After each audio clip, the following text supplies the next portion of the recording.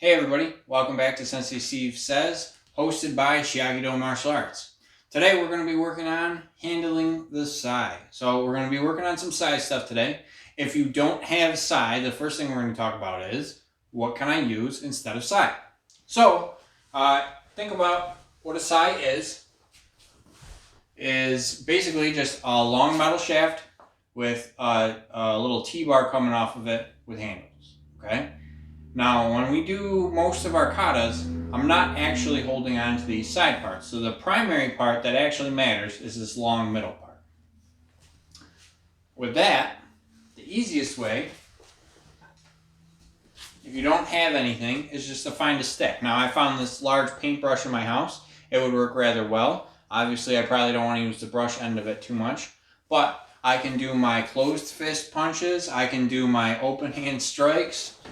Right? And it's going to be the same wrist motion doing these strikes with the paintbrush as it would be with my side. So I can have it in an open position like I'm, or a closed position like I'm punching, an open position like I'm slashing and stabbing, and I can do that with this in my hand, punching with it closed, slashing with it open, stabbing with it open.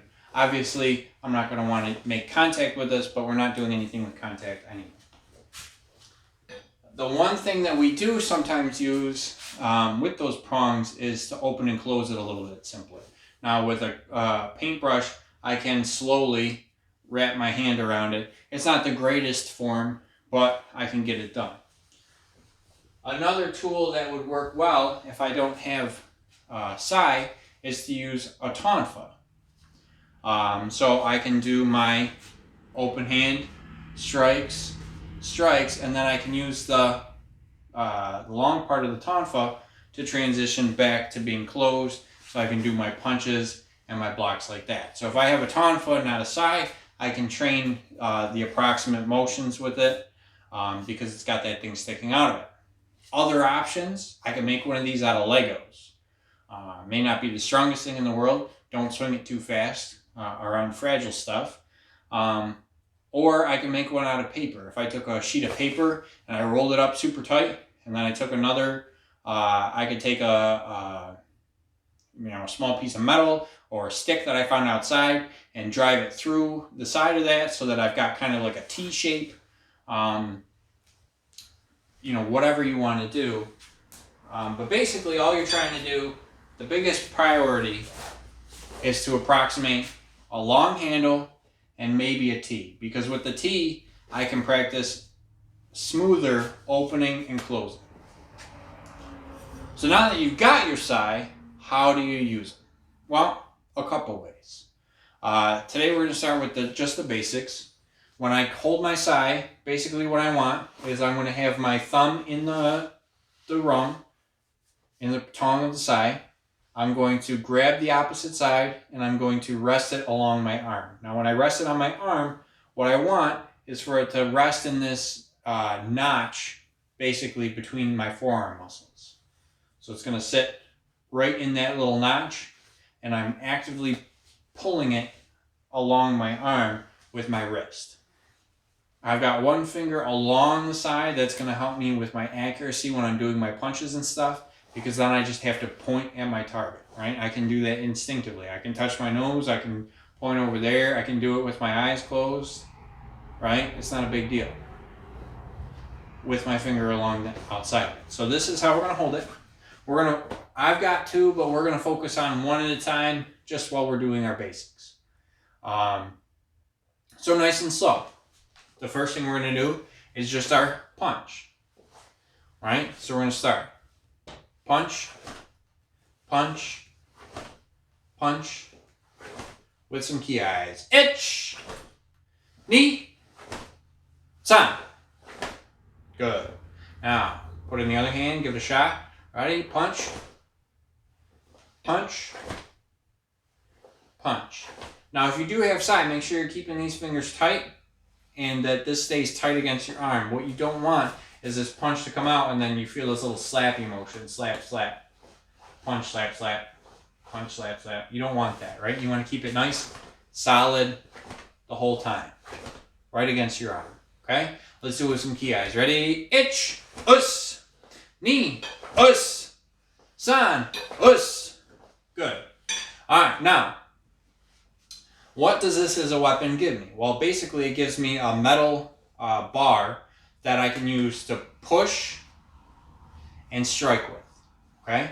So if I've got something that's sharp that I'm fighting against, or something that's hard that I'm fighting against, whether it's a bow or a tonfa or something like that, it's going to help reinforce my soft arm, right? My skin is soft by comparison, and it's going to help push that out of the way without hurting me, okay? So when we're doing our blocks, I want to lead with the side part of my arm. So I'm going to actually change my technique to be closer to like an open hand technique, if you think about it that way. Because if I'm doing an open hand block, I'm going to block with this side of my pinky, and that's what I'm going to be, that's the arm position that I want, right? So if I have a regular side block, it's here, like a gooseneck. It's going to come up just a little bit at an angle so that it protects my whole arm without being straight up and down, okay? I don't want this. Because what happens is if something comes across straight, it's going to hit me anyway. I want this angle on it so that it blocks across here, okay? Now, same thing, if I come across my forearm, I want to lead with that metal part here. It's going to come across. I'm going to get that little bit of a roll to it, right? Just like I'm chopping it with my shudo, okay? So it's going to come across here. So we'll just go 1, 2. Ready? 1, 2. Again. 1, 2. With a ki-eye. Ich. Ni. San. Good. Switching sides. So block out and across. Now if you got something, or if you're practicing with somebody, then they can find something, you know, wood or whatever. If you got a bow laying around, it's great for it. And they can just go tap tap on the outside to make sure you're in a good spot. That's going to help keep you from doing this and getting tapped in the elbow. Nothing sucks more when you're learning Bosai Kumite as a black belt than getting smashed in the funny bone because your size in the wrong spot. Okay, so build good habits now. So it's going to come across and across. Ready? 1, 2, 3, 4, and 5. Alright, good with ki-eyes. Ich, ni, san. Good. Now, similarly, we've got our down blocks, okay? So if I take my sai, I'm going to swing down this way, and the whole purpose of this is to be more of a rake, okay? This is a pushing block.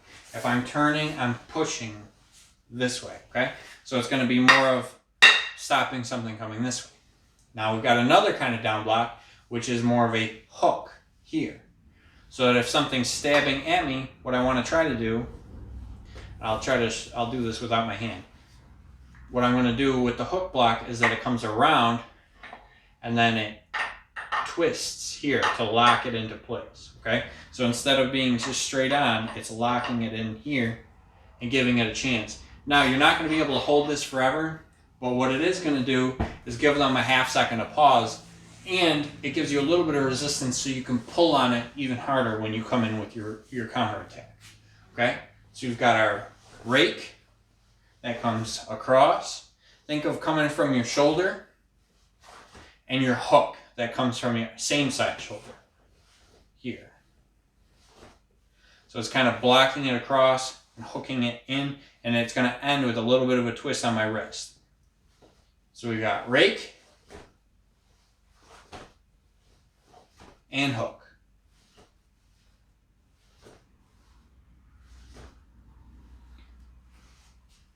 So let's try that with the other side. Ready? So we come, the opposite shoulder is going to be a rake. So it comes across. and then a hook comes from the same side. So it comes around and hook. Now, if you can see, I got fat hands too, right? There's not a lot of space here. But as I twist this sideways, there's more and more space there for that to come in, okay? So if I'm here, this doesn't seem like there's enough room, but as soon as I twist, there's enough room in that little space. So if it's here, there's not enough room. As soon as I twist, it wedges itself in there, and now the side of my hand is getting in on the wedge action to help keep that in place. So hook and rake. Now head blocks are the same, so it's basically just think of an open hand head block. So it's going to come head block, boom, up here. All right, so it comes just a head block. Now with this again, I'm blocking along my arm, so I want to keep it at a good angle. I don't want to be here flat, I want to keep it out, away from my head. Just like a regular down block isn't going to be touching my head, it's going to be out here a little bit, right? I want that same thing here, so that if something hits me, it's going to hopefully want to slide off. Whether it does or not depends on the other person. All right, so if we go back to this side, head block, head block, head block. Good.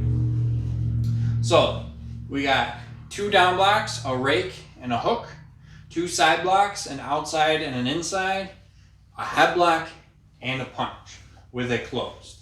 Now if I open it up, what I want to do, if I'm holding this for the first time, I've got a little bubble right where the tongs meet the main rod part, right? We got the long end and the handle end here, and my 2 prongs. When I make my fist around the grip end, right, on top of the pommel, I'm going to keep my thumb below that knot.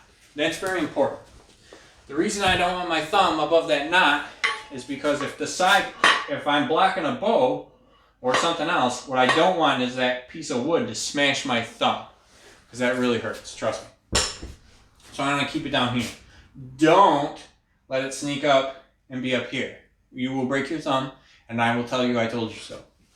All right, and I will not feel bad because I told you so. So with open side, we have our stabs, right? Just like our punches, I'm going to lead with my thumb to help add to my accuracy. Okay? Now with my blocks, I'm going to use the prong part of my side, right? So when I block across here, I'm blocking using the prongs, because what I really want to do is try to trap it. The huge benefit that the sai has is that if something gets caught in here, you can, with a little motion, you can twist it and throw it out of the way, right? I'd throw this thing clear across my living room if I did that, right? So when I do my down blocks and my side blocks and my head blocks, right, the whole point of it is to trap so that I can throw it out of the way and wind up to be ready for the strike, okay? So when I'm doing a block, I always want to block with the prongs. So my down block, my side block, my head block. Now when I'm doing this, you'll notice that I kind of have this twisted forward, and that's okay, right? I know that it looks like my sai is on my fingers where I could pry out of it. Trust me, that's not how it works. When a bow comes at you, it's not coming straight at you this way, okay? It's not coming straight up and down. It's coming at an angle. When it actually makes a strike, it's coming at an angle. Because I'm blocking here, that angle pushes it deeper into my palm when I have my fingers rolled up like that, okay? Instead of being here where it's weak, right? It's coming down here where it's strong. Then I can get my wrist to twist still and get that hook in there. So when I'm doing my head block, it locks in my shoulder and comes up. Up. So we got down block, side blocks, head blocks.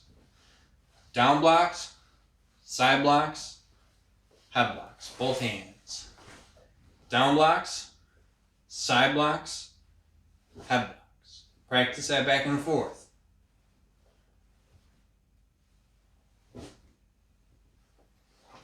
Now, if you're using something fragile to do these with, right, be careful how hard you're swinging it. You don't want to throw your wood and paper and stick masterpiece of Sai straight through your mom's flat screen TV. She's not going to be super happy. Okay? So be careful not, if you're swinging something fragile, don't swing it so hard that you break it. Okay? If you're swinging if you got just a stick in your hand, it's going to be the same thing. Here, here, here. You really want to get that wrist position, right? Because if you think about it, right, even if I'm just holding the stick, I'm imagining I got prongs coming out, and they're going to be perpendicular to my thumb. So they're going to be out even away from my thumb, because that's where they are on my real side. They stick out perpendicular to my thumb. Okay? That's what I want. So when you're practicing, if you don't actually have Sai, you're using something else, keep in mind where those prongs are. Now, in addition to my blocks, I have my strikes. So a strike, instead of blocking with the prong, is going to strike with the flat part of it. The reason for that is, if I block, as long as I block this thing, it doesn't matter where it is, but if I catch it in the prongs, that's a bonus for me.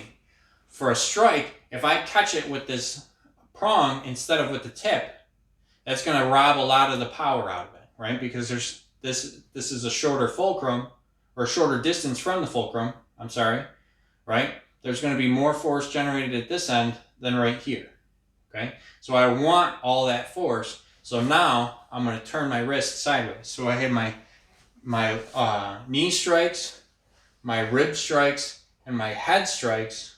When I'm doing this, I want to make sure those prongs are straight up and down, straight up and down, straight up and down. Okay, so now I'm getting that thumb support just like my bow, right? My bow's got my whole palm. My side's going to have my thumb to help keep those prongs in a good spot. Thumb, head, ribs, low. Head, ribs, low. We do it with the other side. Same thing. Head, ribs, low. And it's going to be my wrist is going to be where a lot of this force comes. My whole arm is going to turn into a whip. Right? It's going to high, middle, low. High, middle, low. Okay? So, the last thing is to practice, if you have Sai that you can do this with, practice opening and closing. Now, when I open the Sai, I'm not just pinching the prong with my thumb and spinning it, okay? That's poor form. What I want to do is stick my ring or my pointer finger on it and then my middle finger on it and start making a fist as I slide my thumb backwards through the prong. Okay, so if I'm doing it this way, I start grabbing with my fingers and it comes this way. There's no swing and it's in control the whole time, right? I don't need to open it like a door, right? I can because that adds speed to it, but I'm going to make a fist around my weapon. The reason for this is very simple but very important. If I just swing this and there's something in the way, I'm going to drop my Sai, right? If I'm not expecting it, it's coming out of my hands.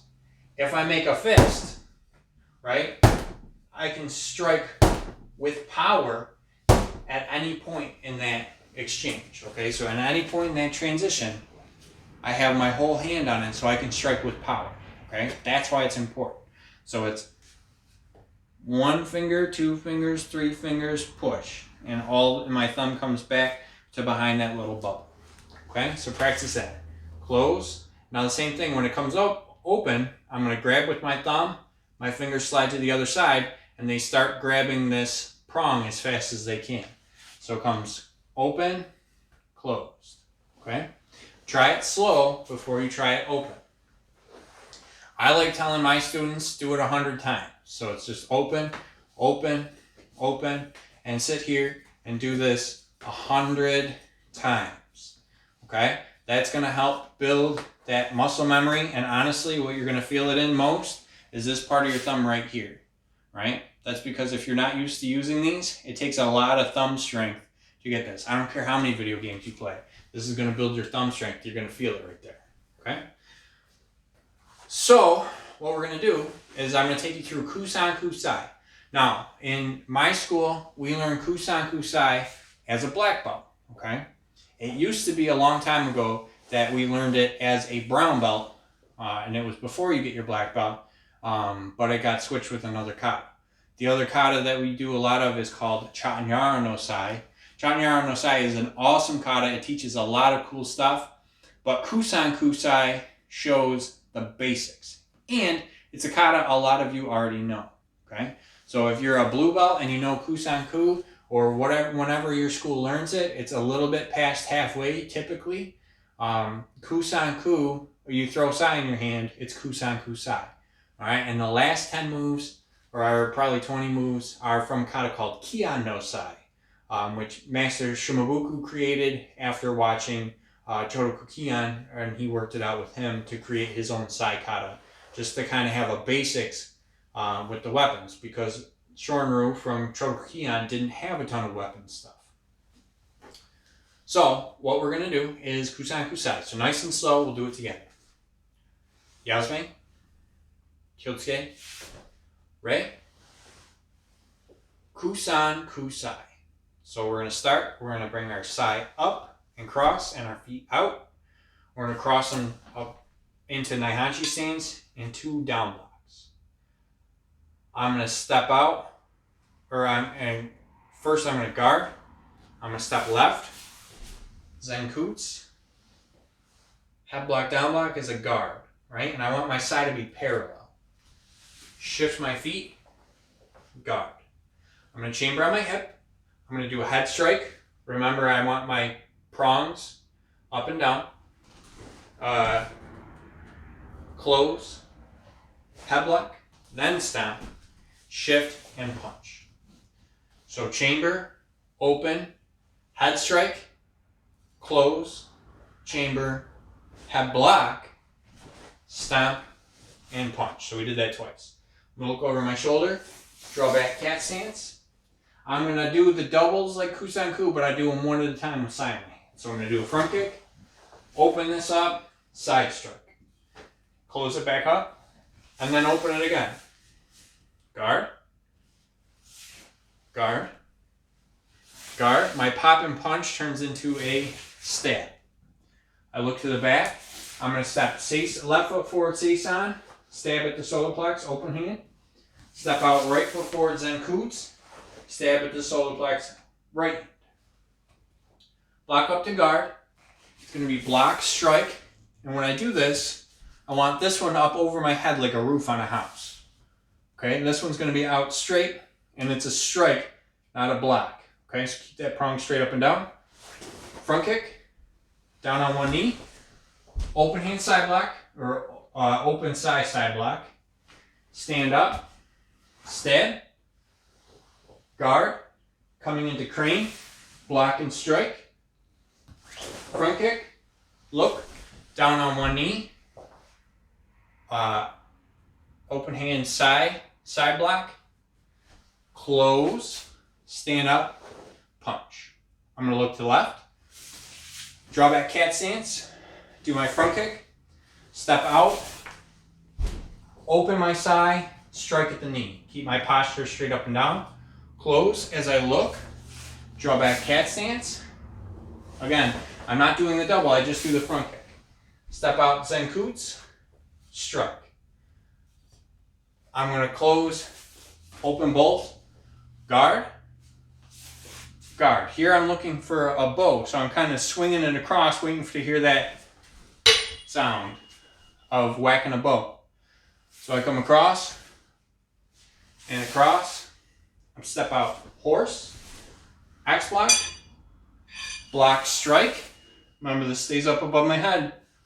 Kick, step over, double block, here. And I got double block, so I got my prong and my prong. Step behind crane, hammer fist, hammer fist. Don't smash your side together here. It goes 1, 2, close, side block. And now if I've got my side closed And I generally, if I have sai, I'm fighting somebody with a bow or a longer weapon. So I'm going to shuffle.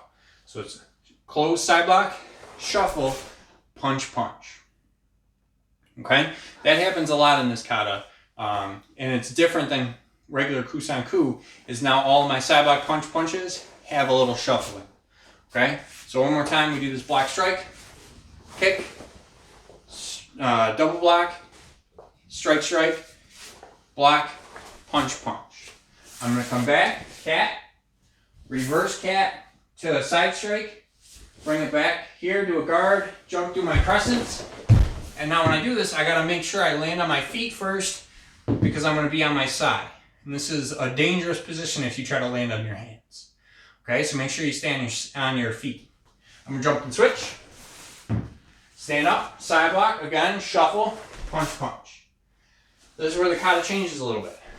I'm going to do my dragon's tongue, but it's only going to be with one hand with side. I'm going to hook, step in front, step behind crane, punch.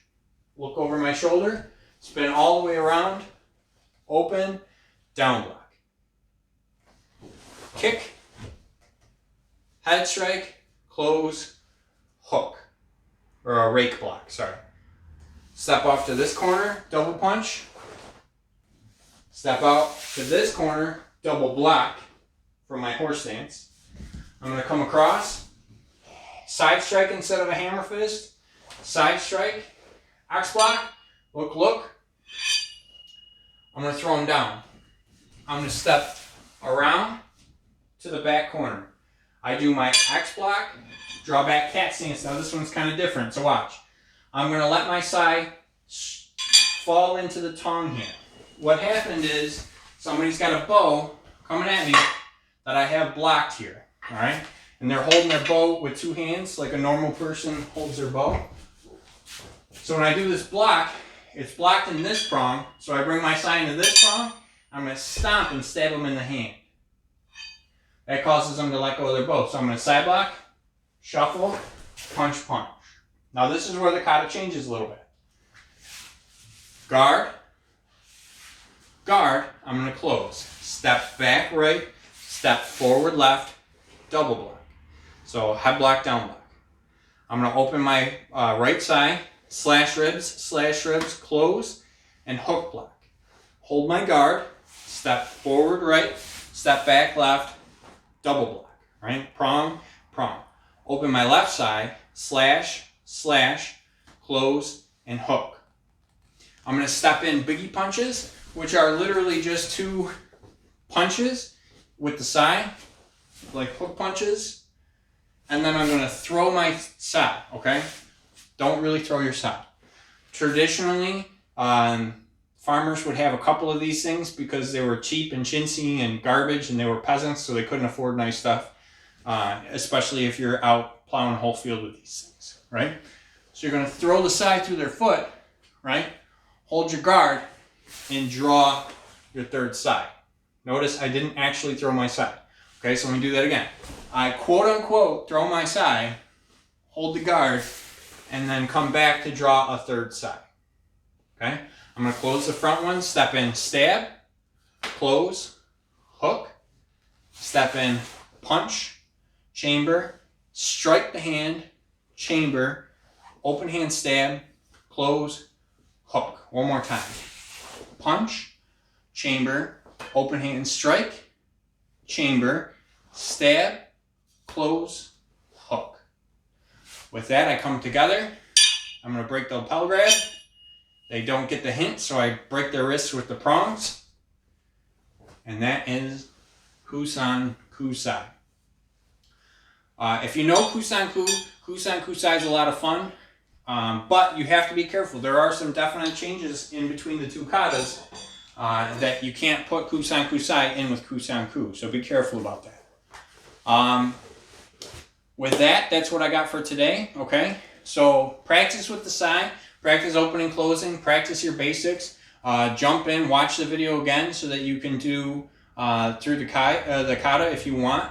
I think maybe next week we might get into actual chop nyara and the longer katas. So practice your side basics because we're not stopping here. We're going to be doing stuff with this again, all right? So quick announcement. So for my Shiage Do students, we got our Zoom classes tomorrow. Make sure you're coming to that. Next week, we got Sensei Kelly Sear coming in. She's our 8th degree black belt coming in to do our Zoom classes, so that's going to be awesome. We're still doing our avatar challenge. So if you guys are working out with that, make sure you're getting in. We're about halfway through the month, so hopefully you guys are doing good. And our YouTube videos have gone public. So now, if you know anybody who could benefit from practicing karate or having something else to do, or whether their school's not open at all because, you know, of the quarantine, or because you know, their sensei doesn't have the ability to make these videos like I do, and they just need something to practice, or they've never done karate a day in their life and they want to learn, or whatever the case may be, point them towards Sensei Steve Says. I'd really appreciate it. Obviously, you can do all of your YouTube stuff, like, subscribe, hit the little bell thing so it always goes off. If you're one of my Shiage Do students, you get the Dojo Expert things anyway. Keep going through that so that I can track your attendance throughout this month. If you are a YouTube-only consumer, we have a Patreon account set up, and depending on what tier you are, choose to support us with that.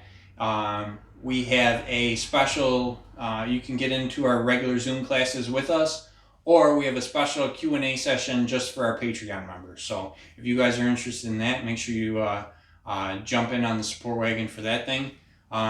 You know, to keep this fun, to keep moving, and, you know, to survive quarantine just with a little bit less suck. All right. With that, that's all I got for today. You guys are awesome. Keep getting after it. All right. You guys are dismissed. Us.